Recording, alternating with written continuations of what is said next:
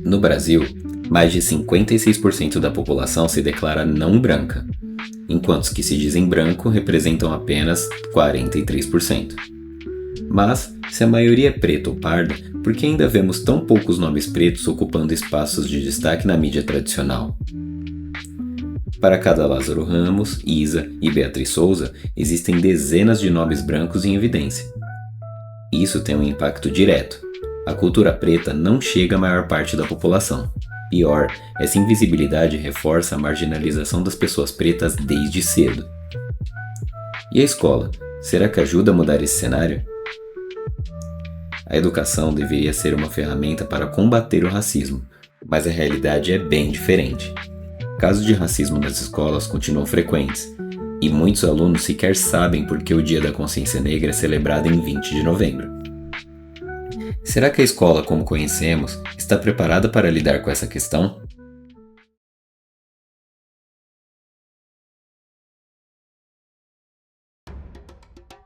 Você sabia que a educação no Brasil nunca foi pensada para incluir? Desde o início, ela serviu como ferramenta para consolidar o poder dos colonizadores. Em 1500, os jesuítas chegaram ao Brasil com a missão de civilizar os indígenas. Mas o que eles chamavam de civilizar era ensinar a obedecer, vestir roupas e, claro, trabalhar. Esse foi o começo da educação no Brasil. Depois, no Brasil Colônia, surgiram escolas com dois propósitos bem distintos.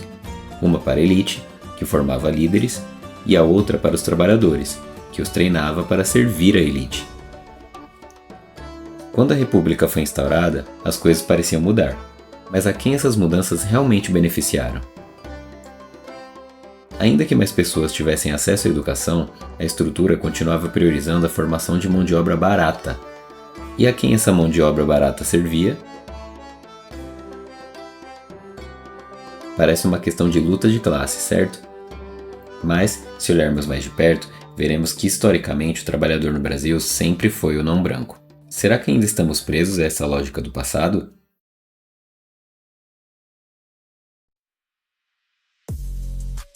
E a escola de hoje, será que mudou?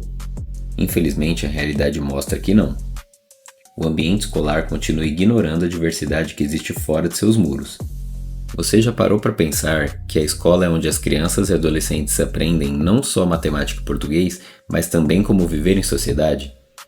O problema é que muitas vezes as interações nas escolas refletem as mesmas desigualdades que vemos nas ruas. Casos de racismo são mais comuns do que imaginamos, e a maioria passa despercebida. Quando ganham destaque na mídia, muitas vezes é porque envolvem figuras públicas, como a filha da atriz Samara Filippo, e as outras milhares de crianças que vivem isso todos os dias. Quem está ouvindo as histórias delas?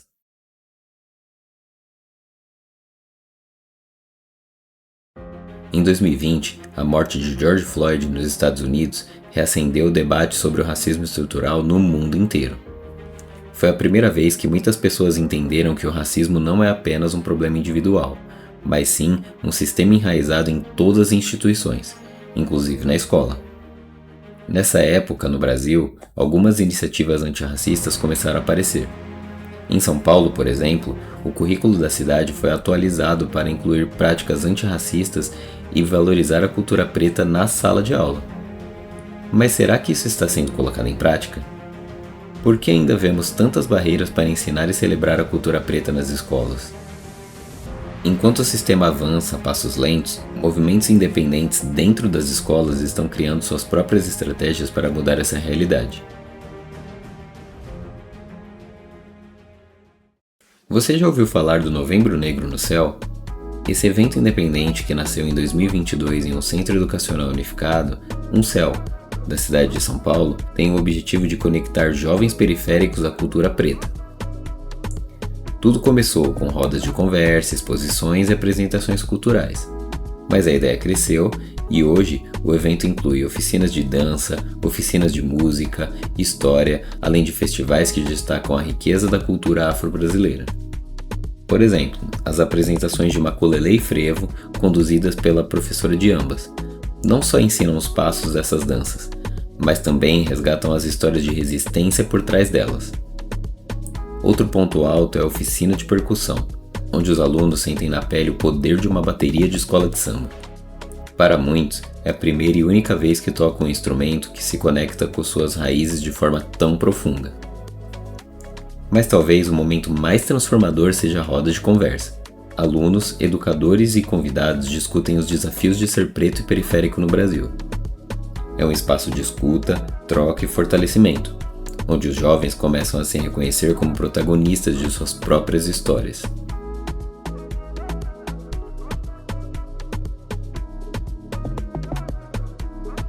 Mesmo com tanto impacto, o Novembro Negro enfrenta obstáculos.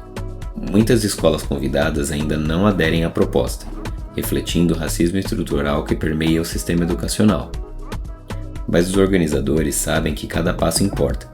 Afinal, o que está em jogo não é apenas a valorização da cultura preta, mas o futuro de uma sociedade mais justa e igualitária. Então, a pergunta que fica é: como você pode contribuir para essa transformação? Será que estamos prontos para assumir a responsabilidade de mudar esse sistema?